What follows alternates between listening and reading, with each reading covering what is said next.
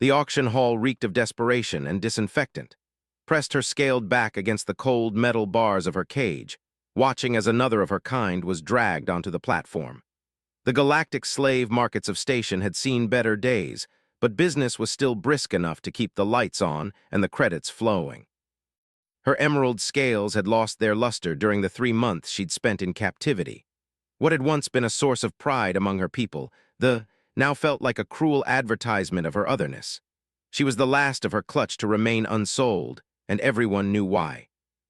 Defective, the slave traders whispered, can't reproduce properly. The truth was more complicated than that, but in a galaxy where most species bought slaves for labor, companionship, or breeding stock, being unable to bear offspring made her nearly worthless. Nearly, but not completely. There were always those with specific tastes, specific needs that didn't require fertility. The auctioneer, a corpulent with too many eyes and not enough conscience, cleared his throat with a sound like grinding gears. Next lot, item 779. Female, age 23 standard years, previous domestic training, some language skills. Starting bid at 500 credits. Closed her eyes as the spotlight hit her cage. The platform would rise in a moment, carrying her up to the viewing area where potential buyers could examine her like livestock. She'd been through this routine 4 times already. Each time the bidding would start, someone would ask about her breeding capabilities, and when the truth came out, interest would evaporate faster than water in vacuum. The platform lurched upward with a mechanical whine. Bright lights burned her eyes as she emerged into the main auction hall. Dozens of beings from across the galaxy sat in comfortable chairs, their attention varying from mild interest to predatory focus. Most were the usual crowd, hegemony officials looking for domestic help, mining consortium representatives seeking sturdy laborers, and the occasional wealthy collector of exotic companions. But today, there was someone new. He sat in the back row, partially obscured by shadow. Human, by the look of him, though had limited experience with that particular species. They were relatively new to the galactic community, having only achieved faster-than-light travel within the last century. Most of the galaxy still viewed them as upstart primitives who'd gotten lucky with their technology. This human appeared to be middle-aged by their standards, with graying hair at his temples and lines around his eyes that spoke of either laughter or sorrow. He wore simple civilian clothes rather than any uniform or status symbols, and he watched the proceedings with an intensity that made scales prickle. "Do I hear 500?" the auctioneer called out. A tentative bid came from a merchant who likely needed household help. Knew the type, they'd work her 16-hour days and provide minimal food and shelter. Still, it was better than the alternatives. 550 from the gentleman in Section C, the auctioneer continued. "Do I hear 600? The human's hand moved slightly, a subtle gesture that somehow caught the auctioneer's attention immediately. 600 from the back row. "Do I hear 650? The merchant's headstalks twitched in irritation. He made another bid, clearly annoyed at the competition, found herself staring at the human, trying to read his expression. Most buyers examined her with the clinical detachment of purchasing equipment. This one seemed to be looking at her as if she were actually a person. 700, called out a new voice. Blood chilled as she recognized the speaker, Malik, a human merchant with a reputation for buying exotic beings for very specific purposes. She'd heard whispers about his collection and what happened to those who joined it. The human in the back row straightened slightly. His next bid was calm but firm, 1,000 credits. A murmur ran through the auction hall. 1,000 was well above market value for a defective. Eyes narrowed as he studied his competition, then he raised his own bid, 1,200. 1,500 came the immediate response. Watched this exchange with growing confusion and dread. High-value bidding wars usually meant she'd end up in an even worse situation than standard slavery. Rich buyers often had very particular tastes and the resources to indulge them without interference. Was clearly reaching his limit. He made one final bid, 2,000 credits. The hall fell silent. 2,000 was an astronomical sum for any slave, let alone one with her supposed defects. The human in the back studied for a long moment, then spoke clearly, 5,000 credits. The silence that followed was deafening. Even the auctioneer seemed stunned by the sudden jump. His face reddened with anger, but he shook his head and sat back in his chair. No slave was worth that kind of money, not even for his twisted purposes. 5,000 going once, the auctioneer managed to croak. Going twice, sold to the human gentleman in the back row. As the platform lowered, tried to process what had just happened. 5,000 credits could buy a small starship or enough equipment to start a legitimate business. Why would anyone pay that much for her? The answer came 20 minutes later when she was led to the processing station. The human was waiting there with the necessary documentation and a credit chip that made the station clerk's eyes widen. Up close, she could see that his clothes, while simple, were well made. More importantly, she could see his eyes clearly now. They were kind eyes, sad but kind. "Hello," he said in surprisingly good. His accent was thick, but the effort was unmistakable. "My name is Thomas. I know this situation is complicated, but I want you to know that you're safe now." Stared at him, unable to form words. In her 3 months of captivity, no one had spoken to her in her native language. No one had used her name, which they'd never bothered to learn. No one had looked at her like she was anything more than property. "I don't understand," she finally managed in standard galactic. "Why did you?" Thomas gestured to a nearby bench where they could sit while the paperwork was processed. "That's a long story. The short version is that I know what it's like to lose everything and feel like you don't belong anywhere. When I saw you up there, saw the way you held yourself despite everything, I couldn't let you end up with someone who would hurt you."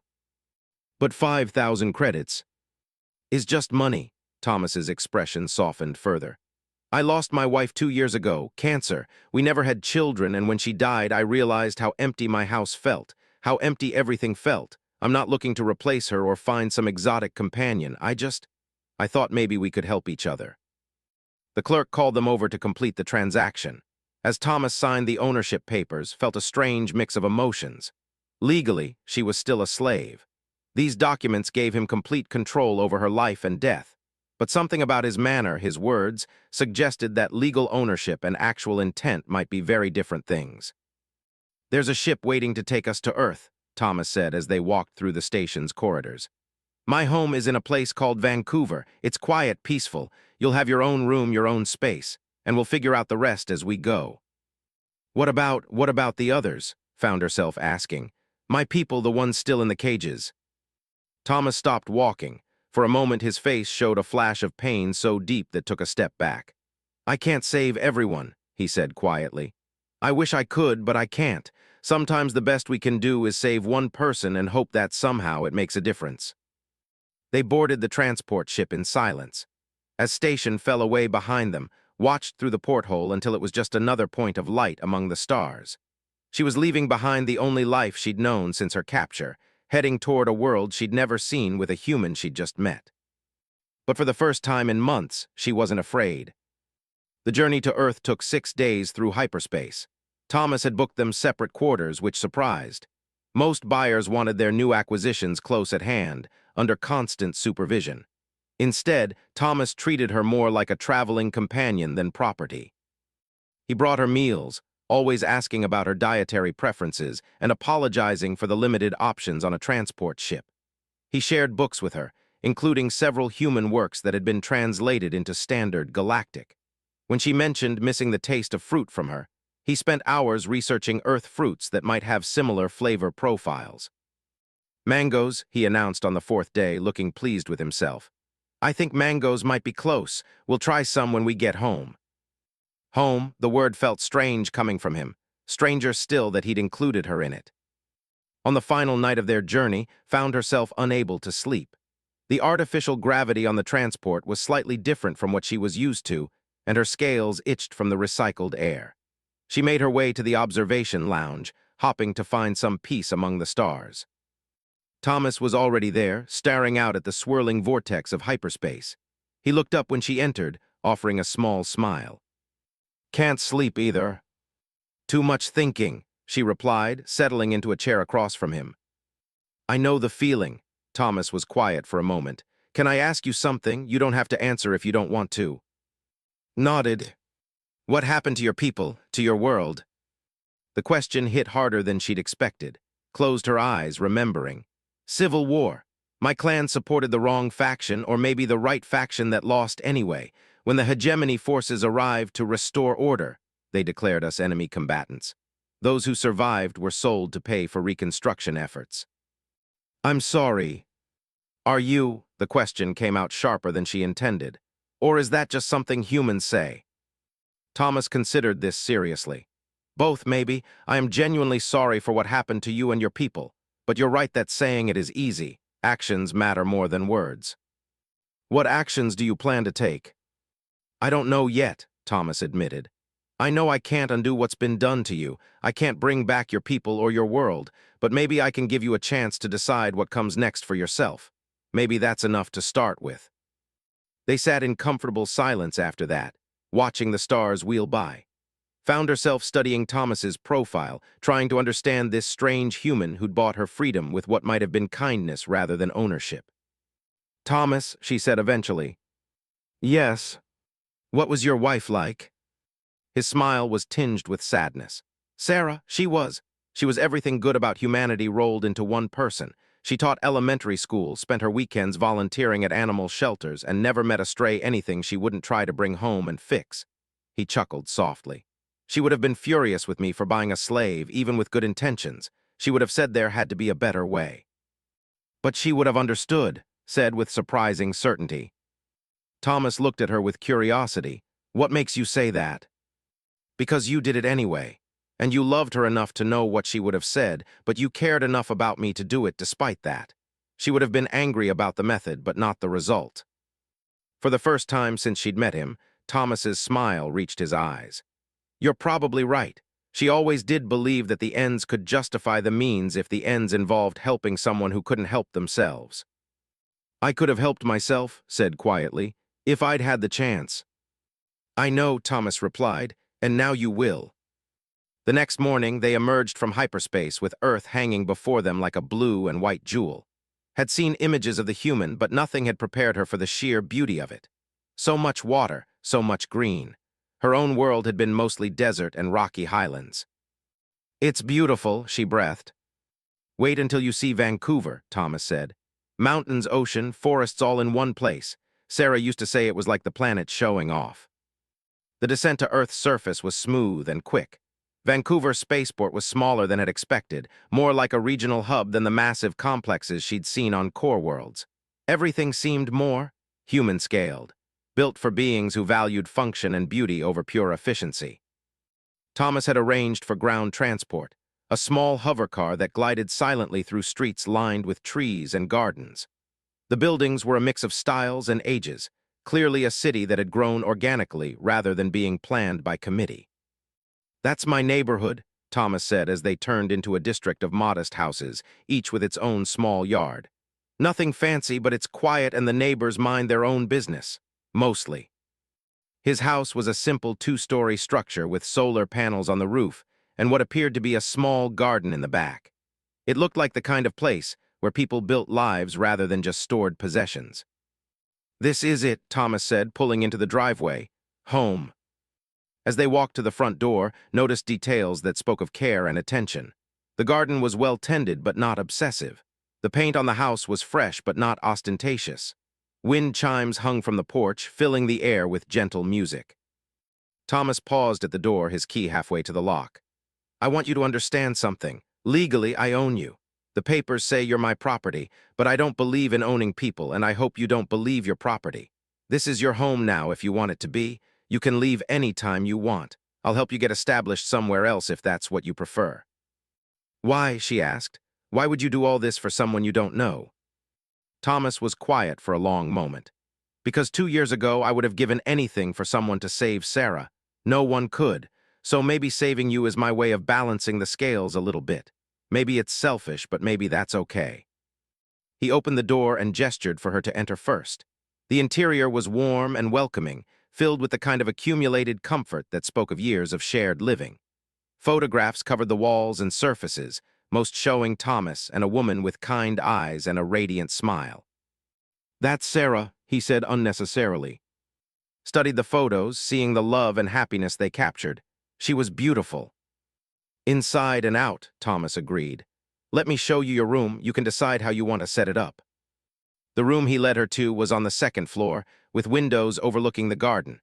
It was simply furnished but comfortable. with its own bathroom and enough space to feel private rather than confined. "I know it's not much," Thomas said apologetically. "It's perfect," replied and meant it. After months in cages and holding cells, having a room of her own felt like an incredible luxury. "I'll let you get settled," Thomas said. "If you need anything, just call out. I'll be downstairs. Oh, and welcome home." As he left, closing the door gently behind him, sank onto the bed and tried to process everything that had happened. 12 hours ago, she'd been a slave on an auction block, resigned to whatever fate awaited her. Now she was in a room of her own, on a beautiful world with a human who seemed to genuinely care about her. It felt too good to be true.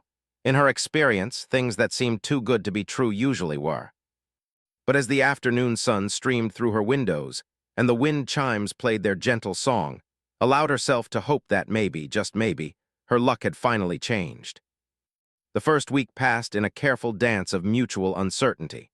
Thomas gave space to explore the house and property while making himself available when she had questions. He cooked meals for both of them but never insisted she eat with him. He showed her how the various human technologies worked, but never made her feel stupid for not understanding immediately. Spent hours in the garden, marveling at the diversity of plant life. Her had been harsh and unforgiving, with vegetation that grew low and tough to survive the constant winds. Earth plants seemed almost impossibly delicate by comparison, yet they thrived in the gentle climate. "Those are tomatoes," Thomas explained on her third day, finding her examining a plant heavy with red fruit. "Sarah planted them every year. I've been trying to keep her garden going, but I'm not nearly as good at it as she was." "May I?" gestured toward one of the ripe tomatoes. "Of course, help yourself." She picked one carefully, turned it over in her hands, then bit into it. The explosion of flavor was incredible, sweet, tangy, with an underlying earthiness that spoke of rich soil and careful cultivation.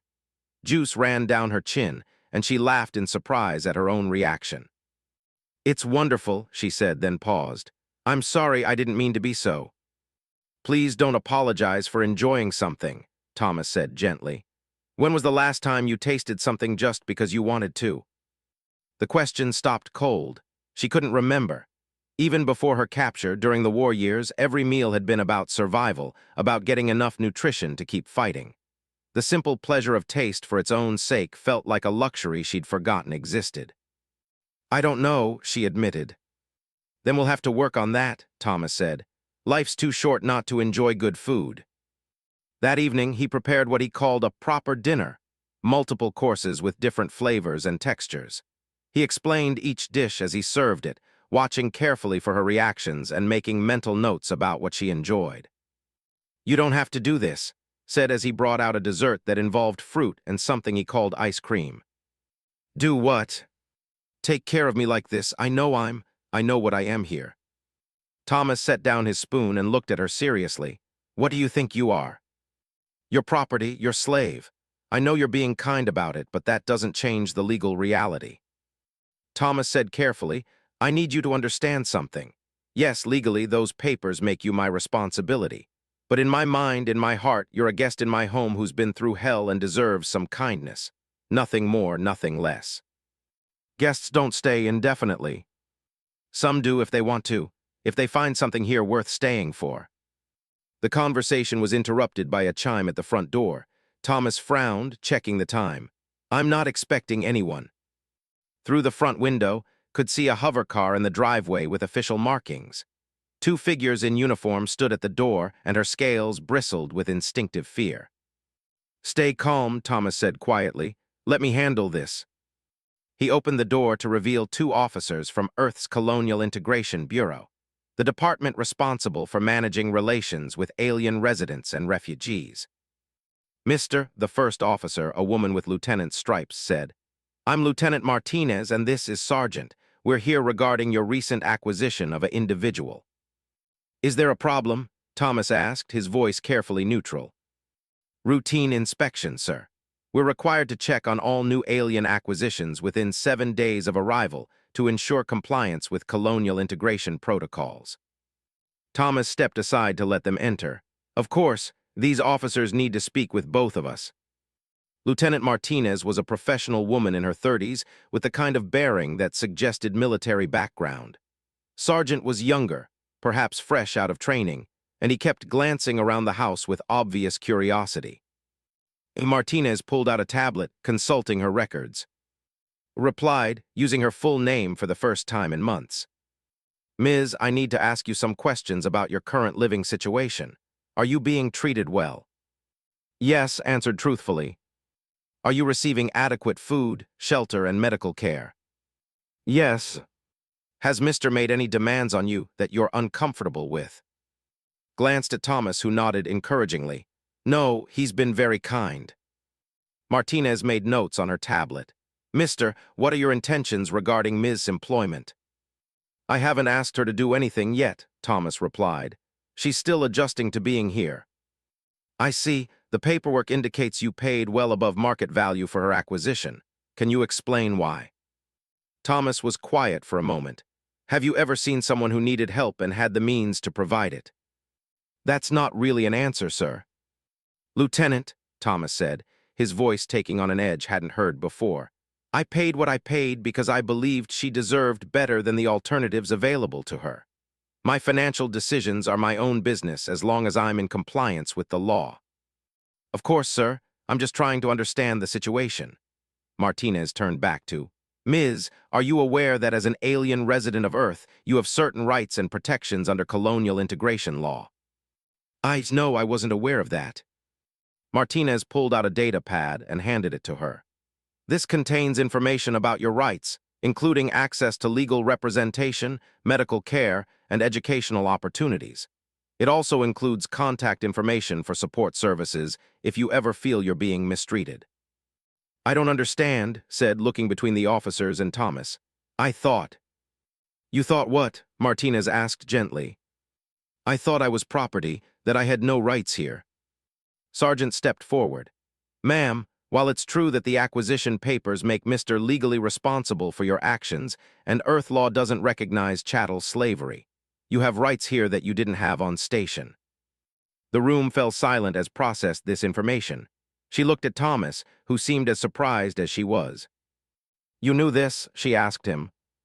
I had hoped it might be the case, Thomas admitted, but I wasn't certain how the law worked with acquisition contracts. Lieutenant Martinez consulted her tablet again. Mister, are you familiar with the Integration Pathway Program? No. It's a process by which alien residents can work toward independent status within the colonial integration system. If Ms. is interested, she could begin the program immediately. It typically takes 6 to 18 months, depending on individual circumstances. Felt like the ground was shifting beneath her feet. Independent status? What does that mean? It means you could live and work on Earth as a free individual, Martinez explained. You'd have the same basic rights as any other non-citizen resident. The right to employment, education, legal representation. The right to leave if you choose to. There would be conditions, Sergeant added. Regular check-ins with CIB for the first year, proof of employment or educational enrollment, no criminal violations. But yes, essentially, you'd be free to make your own choices. Thomas was watching's face carefully. What do you think? He asked. I need time to think about this. Of course, Martinez said. Mister, if Ms. decides to enter the integration program, you'd be listed as her sponsor during the transition period. Are you willing to serve in that capacity? Absolutely. After the officers left, Thomas and sat in the living room, both still processing what they'd learned. You didn't know, said finally. I suspected Earth might be different, but no, I didn't know the specifics. Thomas ran a hand through his hair. I'm sorry, I should have researched this more thoroughly before we left station. Don't apologize, you saved my life. Did I, or did I just bring you from one form of captivity to another? Considered this. The cage at the auction block was small and cold and smelled like fear. This house is warm and beautiful and smells like growing things.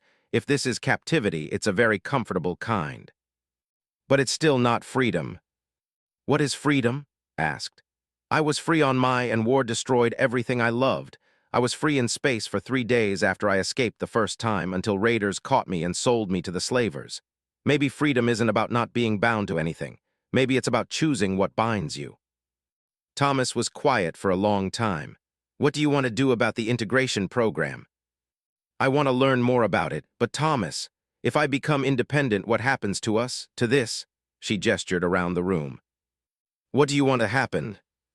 It was a simple question that opened up a vast realm of possibilities hadn't dared to consider. I like it here, she said slowly. I like the garden and the quiet and the way you make me feel like I'm a person instead of a thing. But I don't know if that's because I genuinely enjoy these things or because they're so much better than what I had before. That's fair. What would help you figure it out? Time, experience, a chance to see what other options exist. Then that's what we'll do, Thomas said. We'll start the integration program process. You can explore what's available to you on Earth. And if you decide you want to stay here, it'll be because you chose to, not because you had no other choice. Over the following days, they began researching the integration program together. It was more comprehensive than either had expected. Beyond basic legal status, it included educational opportunities, job training, cultural orientation, and social support networks. Look at this, said, pointing to a section on the tablet. There are other on Earth, not many, but some. There's even a cultural center in Seattle. Would you like to visit them? Yes, I think I would, but not yet. Is that strange? Not at all. When Sarah was going through cancer treatment, sometimes she needed to be around other patients who understood what she was experiencing. Other times, she needed to be away from all of it, to pretend for a while that she was just a regular person doing regular things. Is that what I'm doing, pretending? Maybe, or maybe you're just taking time to figure out who you are when you're not afraid. That night found herself unable to sleep again. She wandered down to the kitchen, thinking she might make some tea with the herbs Thomas had shown her in the garden. She found him there already, sitting at the kitchen table with a cup of coffee and a photo album. I'm sorry, she said, starting to retreat. I didn't mean to intrude. Please stay, I was just looking at some old pictures. He gestured to the chair across from him. The album was filled with photos of Thomas and Sarah together, their wedding, vacations, quiet moments at home. Sarah looked exactly like the kind of person who would rescue stray animals and teach children, radiating warmth and joy even in still images. She was lucky to have you, said. I was the lucky one. Sarah was. She had this way of making everyone around her feel important, valued. She would have loved meeting you. Would she have approved of what you did? Thomas closed the album carefully. She would have been furious with the system that made it necessary, but she would have understood why I did it. He paused, looking out the window at the moonlit garden. Sarah always said that the measure of a person wasn't in what they accomplished when everything was going well, but in how they responded when they had the power to help someone who couldn't help themselves. And now I can help myself. Now you have the opportunity to help yourself. That's not quite the same thing. Made her tea and sat back down. Thomas, can I ask you something personal? Of course. Do you regret it, buying me, now that you know there might have been other ways? Thomas was quiet for so long that began to worry she'd overstepped. When he finally spoke, his voice was thoughtful rather than defensive. I regret that the system exists at all. I regret that you went through what you did. I regret that I didn't know about Earth's integration laws before I acted. He met her eyes. But do I regret giving you the chance to be here in this house with the opportunity to choose what comes next? No, I don't regret that at all. Even if I choose to leave. Especially if you choose to leave, Thomas said firmly. Because that would mean you made a real choice based on what you wanted, not what circumstances forced on you. That's what Sarah would have called a good outcome. They sat in comfortable silence after that, sipping their respective drinks and watching the night sky through the kitchen window. For the first time since her capture, felt something she'd almost forgotten existed, possibility. The future was no longer something that happened to her. It was something she might actually have a hand in shaping. Tomorrow, they would contact the Colonial Integration Bureau and begin the process of making her legally free. Tomorrow, she would start taking active steps toward determining her own fate. But tonight, she was content to sit in a warm kitchen with a kind human who had risked everything to give her a chance, drinking tea made from herbs grown in a garden that smelled like hope. The integration program proved more challenging than either of them had anticipated. What seemed straightforward on paper became complex when filtered through bureaucracy, cultural differences, and the simple reality that Earth's systems weren't designed for beings like I need to demonstrate basic literacy in standard galactic, English, and at least one other human language, read from the requirements list. I need proof of employment or educational enrollment. I need to pass a cultural exam and a psychological evaluation. The psychological evaluation concerns me, Thomas admitted. They were sitting in the CIB office in downtown Vancouver, waiting to meet with assigned integration counselor. Not because I think you'll fail, but because I don't trust their ability to evaluate a mind fairly. Ms. A woman approached them, extending her hand. I'm Doctor, and I'll be working with you through the integration program. Doctor was perhaps 40 years old, with the kind of calm competence that suggested extensive experience dealing with complicated situations. Her office was decorated with artifacts from dozens of different species, creating an atmosphere that was both professional and welcoming. Now then, she said, settling behind her desk with file, I've reviewed your case and I have to say it's somewhat unusual. Mister, your method of acquisition was, let's call it unconventional. I did what I felt was necessary, Thomas replied. Oh, I'm not criticizing, Doctor said quickly. If anything, it shows a level of moral courage that's unfortunately rare. I'm more concerned about the psychological impact on Ms. The transition from slavery to freedom can be more difficult than people expect. What do you mean? Asked. When you've been told for months that you have no choices, no control, no value except what others assign to you, suddenly having complete freedom can be overwhelming. Some people freeze up when faced with unlimited options. Others make impulsive decisions because they're afraid their freedom will be taken away again. Considered this, what would you recommend? Take it slowly. Start with small choices and work your way up to bigger ones. And be honest with yourself about your motivations. Are you doing something because you want to or because you think you should want to? That sounds like good advice for anyone, Thomas observed. It is, but it's especially important for people who've been through trauma. Doctor turned to. I'd like to start with some basic assessments. Education, skills, interests. We need to figure out what kind of path makes sense for you. The testing took most of the morning. Formal education had been interrupted by the war, but she'd continued learning through necessity and curiosity. Her technical skills were strong, particularly in engineering and systems analysis. Her language abilities were excellent, which wasn't surprising given that survival had often depended on communicating with different species. Impressive, Doctor said, reviewing the results. You could qualify for advanced placement in several fields. What interests you most? I don't know, admitted. Before the war, I wanted to be a terraforming engineer. My people were hoping to establish colonies on worlds that weren't naturally habitable. But that was a long time ago. Do you still find that kind of work interesting? Thought about the time she'd spent in Thomas's garden, the satisfaction she'd felt helping the plants thrive. Yes, I think I do. Earth has several excellent terraforming programs. The University of British Columbia has one of the best, and it's right here in Vancouver. Would you be interested in exploring that option? Could I do that as part of the integration program? Absolutely. Education is one of the most common paths for integration participants. You'd be eligible for financial aid, and Mister could continue as your sponsor during your studies. Thomas had been quiet through most of the session, but now he spoke up. What would that mean exactly, the sponsorship? Primarily, it means you're responsible for her housing and basic support during the transition period. Since you're already doing that informally, it wouldn't change much practically. Legally, it provides some protections for both of you. Protections from what? Asked.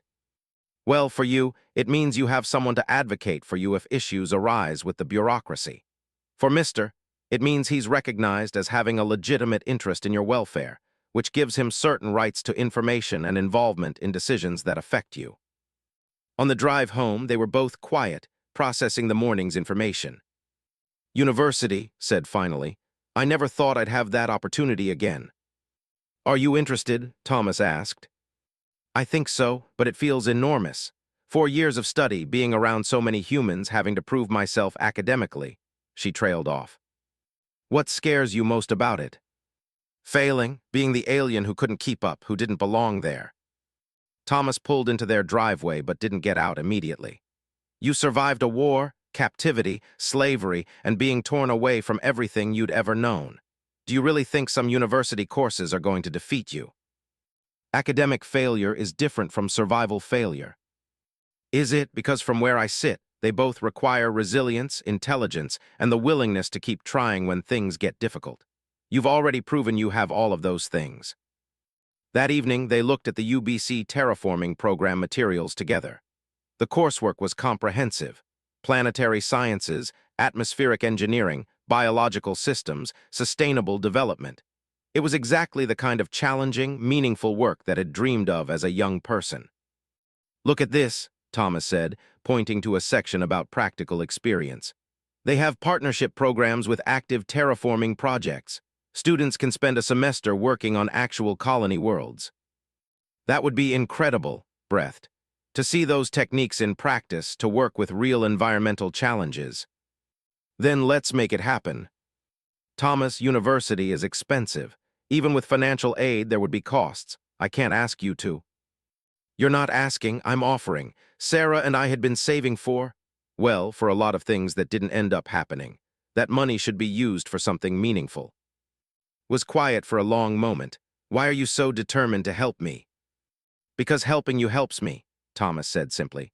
For 2 years, I've been living in the past, keeping Sarah's garden alive, looking at old photos, going through the motions of being alive without really living. You've given me something to focus on, something positive to work toward. In a strange way, saving you might be saving me too. That's a lot of pressure to put on someone. Only if you let it be.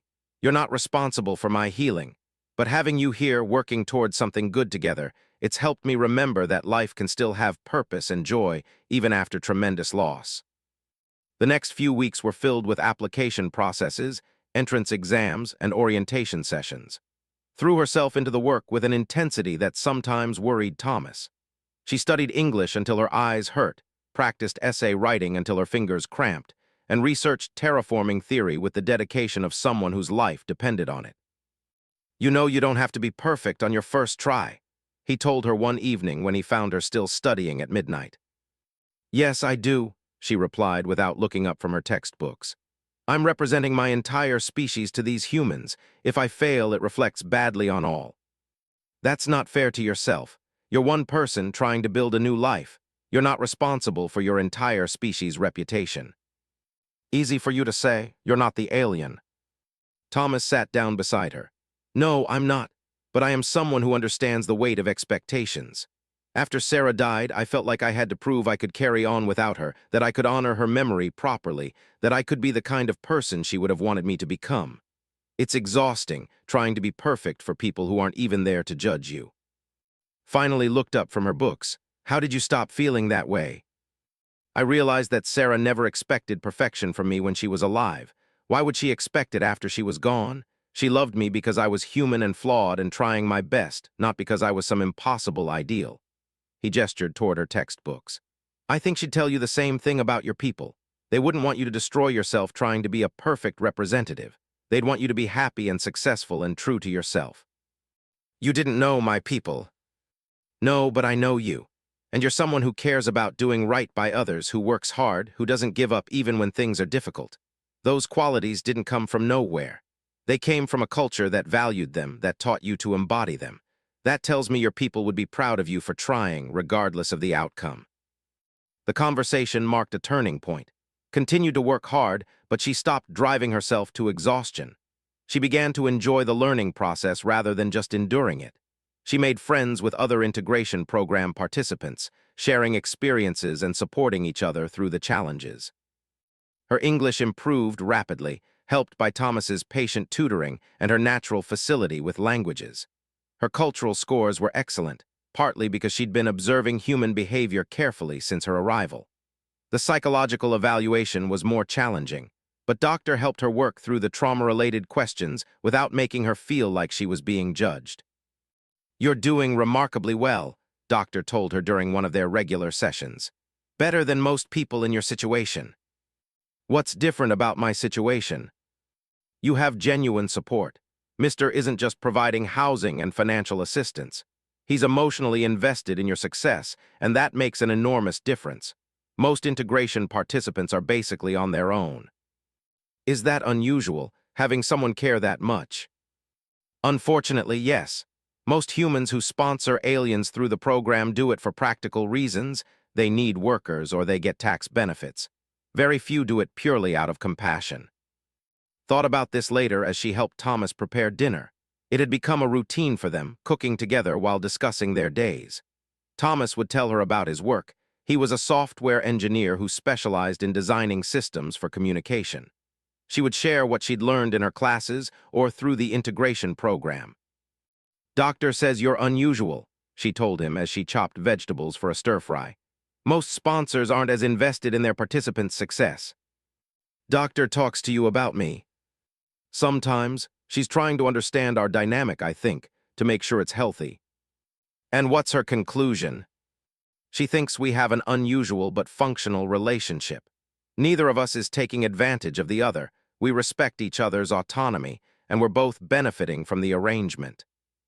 "That sounds about right," Thomas agreed, "though I'm still getting the better end of the deal." "How do you figure that?" "You've brought life back into this house. Sarah's garden is thriving under your care. You've helped me remember how to enjoy cooking, how to appreciate small pleasures, how to look forward to things again. I gave you money and legal status. You gave me back the will to live fully." "Thomas, I'm not saying this to make you feel obligated. I'm saying it because it's true, and because I want you to know that whatever you decide to do after you complete the program, you've already given me more than I could have hoped for." That night received an email that changed everything.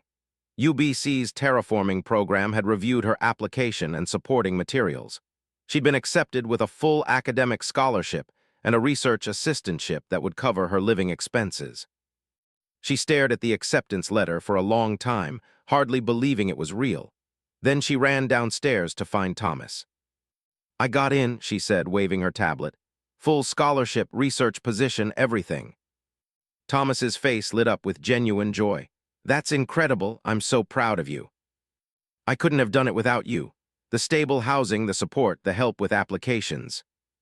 "You could have," Thomas said firmly. "Maybe not as easily, but you would have found a way. You're too determined and too talented to let circumstances stop you." "What happens now?" she asked. "With us, I mean, will you still be my sponsor once I'm in university?" "If you want me to be. The program allows for continued sponsorship through the completion of education. But you need to understand, once you start university, once you have your own income and academic status, you'll have options I can't give you.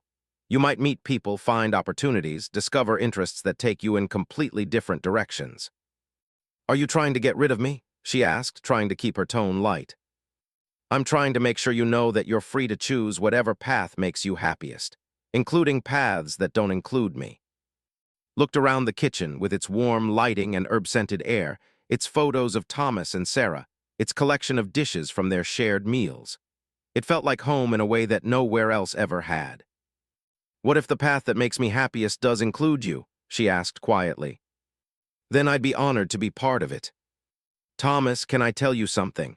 About why I was considered defective, why I couldn't be sold for breeding." "Only if you want to." "Reproduction requires emotional bonding. Not just physical compatibility, but genuine caring, trust, affection. I was captured too young to have bonded with anyone, and after the trauma of losing my family, my world, I couldn't form those kinds of connections. The slavers tested me repeatedly, tried to force bonding with various males, but nothing worked." "I'm sorry you went through that. But here's the thing, I think maybe I couldn't bond because I wasn't ready, because I hadn't healed enough, because I hadn't found someone worth bonding with. Being here with you, feeling safe and valued and cared for, I think it's fixing something in me that I thought was permanently broken." Thomas was very still. "What are you saying?" "I'm saying that maybe my being defective was actually my being selective. Maybe I just needed to find the right person, the right situation, the right life." She took a deep breath. "I'm saying that I love you, Thomas, not as a grateful rescued alien, not as a dependent ward, but as a woman who's found a man worth loving." The silence stretched between them, and for a moment worried she'd completely misread the situation. Then Thomas stepped forward and took her hands in his. "I love you too," he said softly. "I have for weeks, maybe longer, but I was afraid to say anything because of the power imbalance, because I didn't want you to feel pressured or obligated. And I was afraid to say anything because I thought you still belonged to Sarah's memory." Sarah will always be part of me, Thomas said. But she wouldn't want me to spend the rest of my life alone. She'd want me to be happy, to find love again if I could. And I think she would have loved you. They stood in the kitchen, holding hands, processing this shift in their relationship. Everything felt different now, yet somehow exactly the same. The foundation of care and respect was unchanged. They were simply building on it. "So what happens now?" asked. "Now you start university and become the terraforming engineer you always wanted to be. And we figure out how to build a life together, as equals, as partners." As family, Thomas agreed. Outside, Sarah's garden rustled in the evening breeze, thriving under patient care. Inside, two people who'd found each other across the vast loneliness of space began planning a future that neither could have imagined just months before. It wasn't the life either of them had originally planned, but sometimes, thought, the best things came from the plans that got derailed by something better than you could have dreamed up yourself. University life proved to be both everything I'd hoped for and nothing like what she'd expected. The academic work was challenging but manageable, thanks to her natural aptitude and the study habits she'd developed during the integration process. Her professors were impressed by her practical insights and theoretical understanding, particularly when it came to the intersection of biological and technological systems. What she hadn't expected was how much her fellow students would care about her background. "You actually lived through a terraforming disaster?" asked a young man whose enthusiasm for environmental engineering was matched only by his lack of social grace. "What was the atmospheric composition during the collapse? How quickly did the oxygen levels drop? Did you see any of the cascade failures in person?" Interrupted Dr. Sarah, their atmospheric dynamics professor and someone who shared more than just a surname with Thomas. Ms. experiences were traumatic, not research material. "It's all right," said, though she appreciated the professor's intervention. "Yes, I witnessed some of the environmental breakdown on but it wasn't a terraforming disaster in the technical sense. It was war. Orbital bombardment disrupted weather patterns, destroyed atmospheric processors, contaminated water sources. The planet became uninhabitable because of military action, not engineering failure." "That's actually worse from a systems perspective," observed one of the few other women in their advanced coursework. "At least with engineering failures, you can identify the problem and design better systems. Deliberate destruction is much harder to recover from." These conversations became routine as word spread that there was an actual refugee in the terraforming program. Some students were fascinated by her experiences, others were sympathetic, and a few seemed to view her as an exotic curiosity. Learn to navigate these interactions with patience, understanding that for most of her classmates, she was the first alien they'd ever met. "How do you stand it?" Thomas asked one evening after recounted a particularly awkward encounter with a student who'd wanted to measure her skull for an anthropology project. "Some of them treat you like a specimen." "Most of them are just curious," replied. "And honestly, some of their questions help me think about my own experiences in new ways. Today, someone asked me about the psychological impact of losing a home planet, and I realized I'd never really articulated how that felt, even to myself." "And how did it feel?" "Like grief, but with nowhere to visit, nothing to hold onto, no grave to tend. When someone dies, you can honor their memory. When a world dies, what's left?" Thomas was quiet for a moment. "What did you tell the student?" "That maybe what's left is the responsibility to make sure it doesn't happen again. To build better worlds, stronger systems, more resilient communities." "Is that what you want to do? Prevent other worlds from dying?" "I think so. I know I can't stop wars or prevent military destruction. But maybe I can help design systems that are harder to destroy, that recover faster, that support life even under extreme conditions." This conversation marked the beginning of focus on resilient terraforming systems. Her research project, supervised by Dr., examined ways to build redundancy and self-repair capabilities into planetary life support systems. It was theoretical work with practical implications, and it drew on both her technical education and her lived experience of system failure. "This is groundbreaking," Doctor told her during one of their weekly meetings. "Most terraforming research focuses on optimal conditions and maximum efficiency. You're the first student I've worked with who's approaching it from a disaster resilience perspective." "Is that good or bad?" It's necessary. Climate change on Earth, military conflicts on colony worlds, natural disasters anywhere life exists. We need systems that can adapt and survive, not just ones that work perfectly under ideal conditions. Professor, can I ask you something personal? Of course. Are you related to Thomas? You share a surname, and you've been particularly supportive of my work. Doctor smiled. I wondered when you'd ask. Thomas is my cousin. He told me about your situation, asked if I'd keep an eye out for you in the program. But I want you to know that your acceptance and your research position were based entirely on your qualifications. I didn't have any influence over those decisions. But you've been mentoring me. Because you're brilliant and you're working on something important. The family connection just means I feel comfortable being more direct with you than I might be with other students. Direct how? Thomas is happier than he's been since Sarah died. You're good for him, but more importantly, you're good for yourself. You've taken an enormous trauma and turned it into motivation for meaningful work. That takes strength. Sometimes I feel like I'm just pretending to be strong until it becomes true. That's what strength is. No one feels strong all the time. The strong ones just keep going anyway. As her first semester progressed, began to feel genuinely settled at university. She joined study groups, participated in research seminars, and even attended a few social events. Her relationship with Thomas deepened into something that felt both comfortable and exciting, built on friendship and respect as much as romantic love. I've been thinking about something, she told him one evening as they worked together in Sarah's garden, which had officially become their garden. What would you think about making this relationship legal? Thomas paused in his weeding. Legal how? Marriage, partnership, bond. Whatever humans call it when they want to officially commit to sharing a life. Thomas's voice was careful. Are you sure that's what you want? Not just because it would help with your immigration status or because you feel grateful. Thomas interrupted. If you suggest one more time that my feelings for you are based on gratitude or convenience, I'm going to transplant you next to the tomatoes and see how you like having your roots disturbed. Thomas laughed, the sound bright and surprised. Did you just threaten to garden me to death? I'm considering it. Now answer my question. What would you think about marriage? I think, Thomas said slowly, that it would be the greatest honor of my life. But I also think we should be sure we're doing it for the right reasons. What would be the right reasons? Because we love each other. Because we want to build a future together. Because we make each other better people and we want to make that commitment official. All of those things are true. And what would be wrong reasons?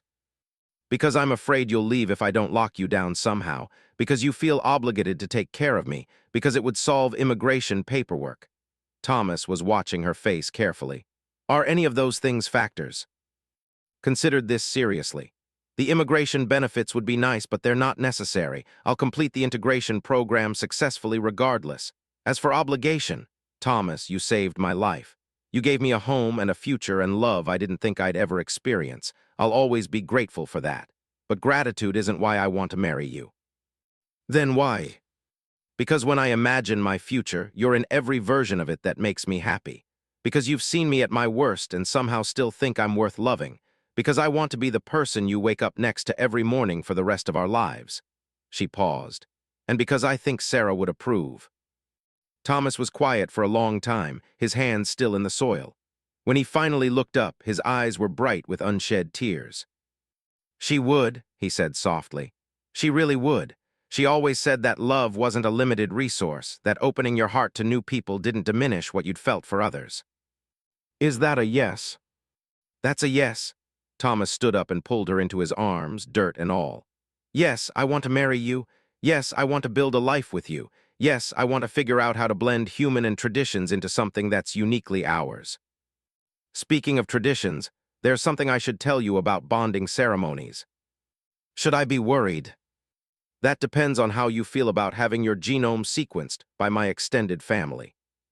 I don't have extended family. You will. Bonding creates kinship connections that go beyond individual relationships. When we marry, I'm not just joining your family, you're joining mine. All of them. Every in the galaxy becomes your cousin. Thomas blinked. How many are there? In the galaxy, maybe 2 million on Earth, about 30. 30 is manageable. For now, but Thomas, if we do this, if we bond properly according to tradition, our children won't be considered mixed species. They'll be full members of both communities. Our children, Thomas's voice was carefully neutral. Do you want children? Sarah and I tried for years. It never happened. We were starting to look into other options when she got sick. He paused. I'd given up on the idea. Bonding is intense. It creates biological as well as emotional connections. If we bond successfully, if my reproductive systems are truly healed, then yes, children would be possible. And if they're not healed, then we have each other, and we find other ways to build a family if we want one. Adoption, fostering, mentoring students who need guidance. There are many ways to nurture young lives. Thomas cupped her face in his hands. I need you to understand something. I want to marry you whether children are possible or not. I want to be with you if you become the galaxy's most famous terraforming engineer or if you decide to spend the rest of your life growing vegetables. I want to be with you if bonding works perfectly or if it fails completely. You are enough, exactly as you are. And you need to understand that I feel the same way about you. I love the brilliant software engineer and the patient gardener, and the man brave enough to buy a slave's freedom, and the person still learning how to live after losing someone he loved completely. They kissed then, surrounded by the plants they'd nurtured together, in the garden that had become a symbol of growth and renewal, and the possibility of beautiful things emerging from careful tending. When, Thomas asked when they separated, the legal marriage, anytime. The bonding ceremony, that's more complicated. It requires an elder to officiate specific preparations, genetic testing to ensure compatibility. How long do the preparations take? Traditionally, about a year. But most of that is cultural education for the non-partner and relationship counseling to make sure the bonding won't cause psychological harm. Psychological harm? Bonding creates empathetic connections between partners. You'd be able to sense my emotions to some degree, and I yours. For species that aren't naturally empathic, that can be overwhelming. Thomas considered this. Would it hurt you if the bonding didn't work? It would disappoint me, but it wouldn't change how I feel about you or my desire to be married to you. Then let's do everything. Legal marriage, cultural preparation, bonding ceremony, the whole process. If it works, wonderful. If it doesn't, we'll still be married in every way that matters. Are you sure? 3 months ago, my biggest decision was what to cook for dinner. Now I'm planning to marry an alien refugee, participate in genetic bonding rituals, and potentially become a father to hybrid children. If I can handle that adjustment, I think I can handle whatever comes next. When you put it that way, it does sound rather dramatic. The best love stories usually are.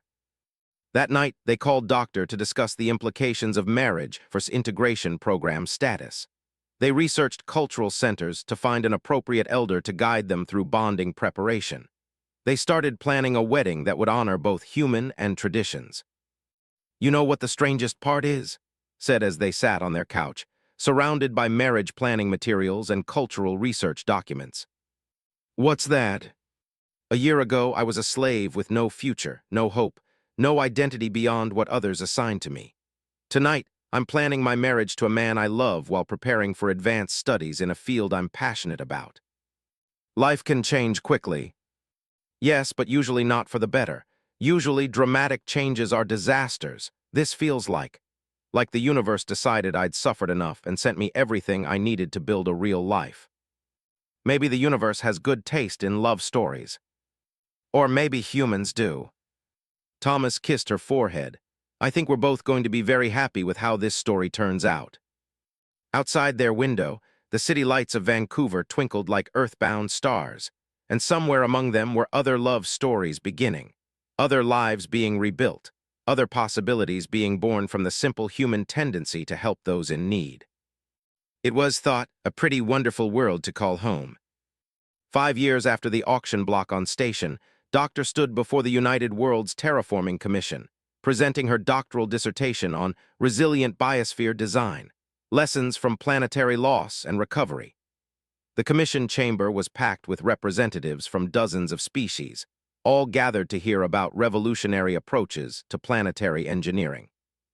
Traditional terraforming assumes optimal conditions and steady-state maintenance, explained, her presentation holographically displaying complex atmospheric models. My research demonstrates that worlds designed around resilience rather than efficiency show 93% greater survival rates when subjected to both natural disasters and deliberate destruction. Commissioner Thane, an elderly with decades of terraforming experience, leaned forward in his seat. Doctor, your models are impressive, but they're theoretical. Have these techniques been tested in practice? Actually, yes, smiled, advancing to the next slide. The reconstruction project has been using my protocols for the past 18 months. A murmur ran through the chamber. Station's home system had been devastated by the same war that had destroyed Sworld, leaving 3 planets uninhabitable. The reconstruction project was one of the most ambitious terraforming efforts in galactic history. Preliminary results show atmospheric stabilization 6 months ahead of schedule and biological diversity indices exceeding all projections. Continued. More importantly, stress testing indicates the new biosphere could survive up to 40% ecosystem loss without cascading collapse. Remarkable, said Commissioner, a elder who'd traveled from this reconstruction zones. Doctor, your work could revolutionize how we approach not just terraforming, but planetary restoration after conflict. The defense of her dissertation took 3 hours. When it was over, when she'd answered every question and addressed every concern, the Commission voted unanimously to approve her work and recommend it for immediate implementation across all UW terraforming projects. Congratulations, Doctor, Commissioner Thane said, shaking her hand. I believe your research will save worlds. Outside the Commission building, Thomas waited with a bouquet of earth roses and spiral flowers, a combination that shouldn't have worked but somehow created something beautiful together. How did it go? He asked, though her expression had already given him the answer. I passed, full approval. They want to implement the protocols system-wide. Accepted the flowers and kissed her husband soundly. Thomas, I think we might actually change how the galaxy thinks about building sustainable worlds. Wait. You've been my sounding board, my research partner, my emotional support through this entire process. Every breakthrough I've had started with a conversation in our kitchen or our garden. Thomas pulled her close. I'm proud of you, so incredibly proud. Are you ready to celebrate? Actually, Thomas said, his expression shifting to something nervous and excited. I have some news of my own. Good news or concerning news? Good news, I think, I hope. He took a deep breath.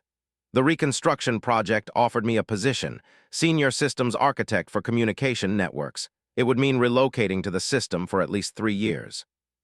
Stared at him. Thomas, that's incredible. That project is going to be the foundation for dozens of future colonies. The communication systems you design there will be used across the galaxy. But it would mean leaving Earth, leaving our home, our garden, everything we've built here. Our home isn't the house, Thomas, it's us, it's this, she gestured between them. We can build a garden anywhere. Are you sure? Your research position here, your connections with the university. Actually, said, grinning now, I may have also received an offer I haven't mentioned yet. Project Director for Biosphere Development on the Reconstruction Project. I was waiting to see if you'd be interested in an adventure. You knew? I suspected. When they asked me about my availability for extended off-world research, I may have mentioned that my husband was a brilliant systems architect who specialized in exactly the kind of work they'd need. Thomas laughed, spinning her around despite the formal setting. So we're really doing this, leaving Earth to build new worlds. We're going to do exactly what we were meant to do, said, together. 6 months later, they stood on the observation deck of the transport ship approaching Prime, watching as the planet grew larger in the viewports. What had once been a barren, bombed-out world was now showing patches of green along the continents and wisps of water vapor in the atmosphere. It's working, breathed. The preliminary terraforming is actually working. Look at those cloud formations, Thomas said, pointing to spiral patterns developing over the largest continent. The atmospheric processors are generating weather systems. Weather systems that should be able to survive massive disruption, added. If my models are right, this world could lose half its surface water and still maintain breathable atmosphere. Let's hope we don't have to test that. The reconstruction project was unlike anything either of them had imagined. The base camp alone housed over 10,000 beings from 43 different species, all working together to transform dead worlds into living ones. The scale was massive, the timeline ambitious, the challenges enormous. Doctor, a young approached their quarters on their first morning. I'm Doctor, your research assistant. I wanted to welcome you to the project and let you know how excited everyone is about implementing your resilience protocols. Thank you. How many worlds are we working on simultaneously? 3 in active terraforming, 2 in the planning stages. Your protocols are being used on all of them. Doctor paused. Doctor, can I ask you something personal? Of course. Is it true you're a refugee? That you survived the destruction of your... Yes, that's true. My family was relocated when our world was strip-mined by corporate interests. I know it's not the same as military destruction, but seeing someone who went through that kind of loss become the person designing new worlds, it gives me hope. Was quiet for a moment. Doctor, what's the most important thing to remember about building new worlds? Sustainability. Hope, corrected. You have to believe that life will not only survive but flourish. You have to design for joy, not just survival. Because if we don't build worlds where beings can be happy, what's the point of building them at all? The work was challenging in ways hadn't anticipated. It was one thing to design resilient systems in theory, another to implement them on massive scales with thousands of variables. Every decision affected millions of future lives. Every mistake could cascade into planetary failure. But it was also deeply rewarding. Watching barren landscapes transform into meadows, seeing the first native species successfully introduced to new ecosystems, witnessing the moment when atmospheric oxygen levels crossed the threshold for unassisted breathing. These milestones felt like participating in the creation of life itself. The atmospheric composition on 2 is stable, Thomas reported during one of their evening briefings in their shared prefab quarters. The communication networks are handling the complexity of coordinating 43 species worth of environmental preferences. The biological indicators on Prime exceeded projections again, replied. Biodiversity index is up 12% from last quarter, and the stress tests show the ecosystem could survive a 70% disturbance event without collapse. We're really doing it, Thomas said with wonder. We're building worlds. We're building worlds that could survive another war, corrected. That's the real test. Do you think there will be another war? I hope not, but if there is, these worlds will be ready. 2 years into the project, received a message that changed everything. It was,